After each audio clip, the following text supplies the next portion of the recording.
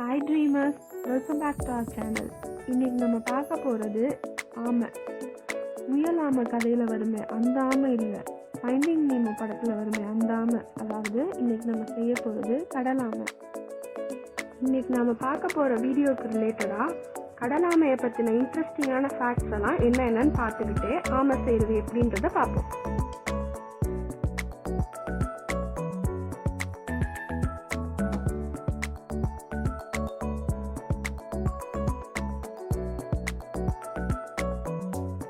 கடல் ஆமைகள் ரெப்டைல்ஸ் வகையை சார்ந்தது, அதாவது ஊரும் பிராணிகள் வகையை சார்ந்தது. ஆராய்ச்சியாளர்கள் என்ன சொல்றாங்க அப்படின்னா, கடல் ஆமைகள் எவால்வ் ஆகி பல லட்சம் ஆண்டுகள் ஆயிடுச்சான். அதனாலதான் ஊரும் பிராணிகள்லேயே ரொம்ப பழமையான பிராணி கடல் ஆமைகள் அப்படின்னு சொல்றாங்க. ஒரு கடல் ஆமை 40 கிலோகிராம் எடையில இருந்து 900 கிலோகிராம் எடை வரை வளருமா. கடல் ஆமைகள் எவ்வளவு நாட்கள் வாழும்ன்றது இன்னும் கண்டுபிடிக்கவே முடியல.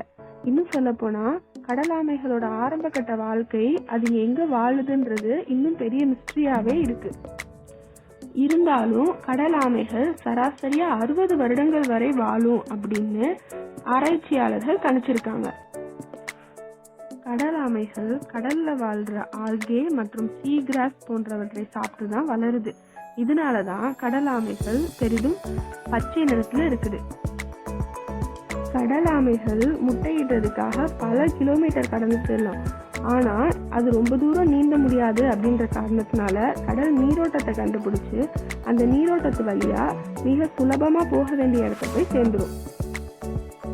ஒரு முழுசா வளர்ந்த ஆமை ஒரு வருஷத்துல 4 to 8 கூடுகள் வரை கட்டும். அதுல ஒவ்வொரு கூட்லயும் சராசரியா 110 முட்டைகள் வரை இருக்கும்.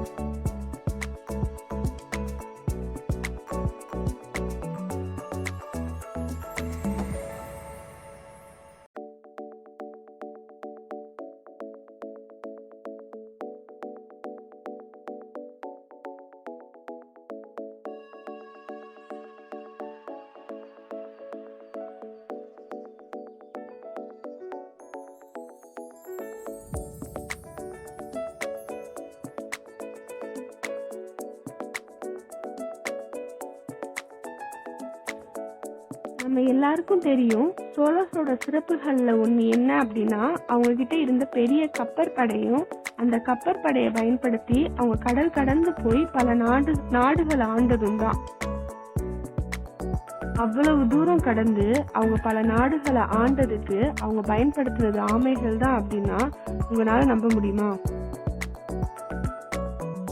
ஆமாங்க, சோழர்கள் கடல் கடக்கிறதுக்கு ஆமைகளை வச்சுதான் கடல் நீரோட்டத்தை கண்டுபிடிச்சிருக்காங்க.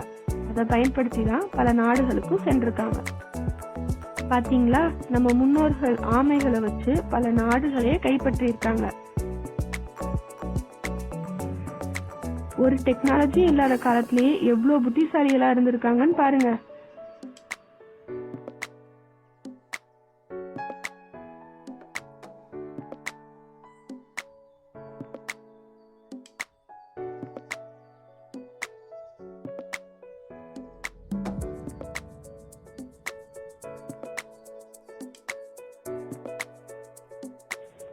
கடல் ஆமைகள் சிறிய வகையிலிருந்து பெரிய வகை வரை நிறைய வகைகள் இருக்கு. இப்போலாம் சில வகையான கடல் ஆமைகளை பிடிச்சி நம்ம பெட் அனிமல்ஸா வளர்த்துட்டு இருக்கோம். ஆனா இன்னைக்குமே பல வகையான கடல் ஆமைகள் என்டேஞ்சர்ட் ஸ்பீசிஸ் லிஸ்ட்ல தான் இருக்குது.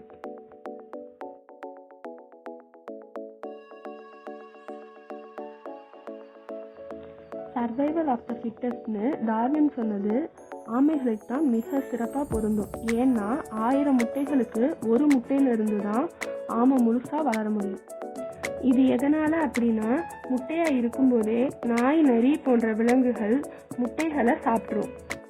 அதுக்கப்புறம் முட்டை பொறிச்சு ஆமைகள் கடலுக்குள்ள போகும்போது பறவைகள், விலங்குகள், பக்கத்துல இருக்க உயிரினங்கள் எல்லாம் சேர்ந்து அந்த ஆமைகளை வேட்டையாட முயற்சி பண்ணும். இதனால பல ஆமைகள் உயிரிழந்துடும்.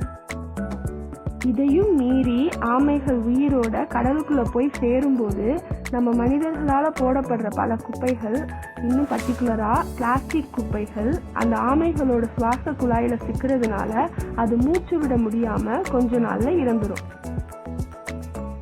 இதனால தான் நெக்ஸ்ட் டைம் நீங்கள் பீச்சுக்கு போகும்போது முடிஞ்ச அளவுக்கு எந்த குப்பையும் கடற்கரையில் போடாதீங்க. மேலும் உங்களால் முடிஞ்சிச்சுன்னா சர்ஃபெக்சல் விளம்பரத்தில் வர அந்த குட்டி பாப்பா மாதிரி நானும் ஆமைகளை பார்க்கணும்ல அப்படின்னு சொல்லிட்டு 1-2 குப்பைகளை சுத்தம் பண்ணிட்டு வாங்க. இப்படி நம்ம எடுக்கிற சின்ன சின்ன முயற்சிகள்னால தான் நம்ம அழிஞ்சிட்டு வர ஆமை இனங்களை காப்பாற்ற முடியும்.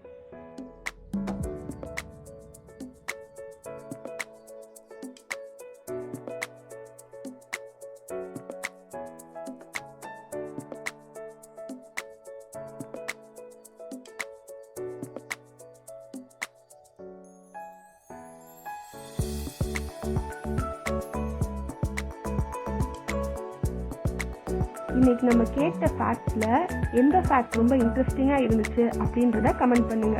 ஏதாவது ஃபேக்ட் மிஸ் ஆயிருந்துச்சு அப்படின்னா அதையும் நீங்கள் கமெண்ட் செக்ஷனில் சொல்லுங்கள். நீங்கள் ஃபர்ஸ்ட் டைம் இன்னைக்கு தான் இந்த சேனல் பார்க்குறீங்க அப்படின்னா மறக்காமல் சேனலை சப்ஸ்கிரைப் பண்ணிக்கோங்க.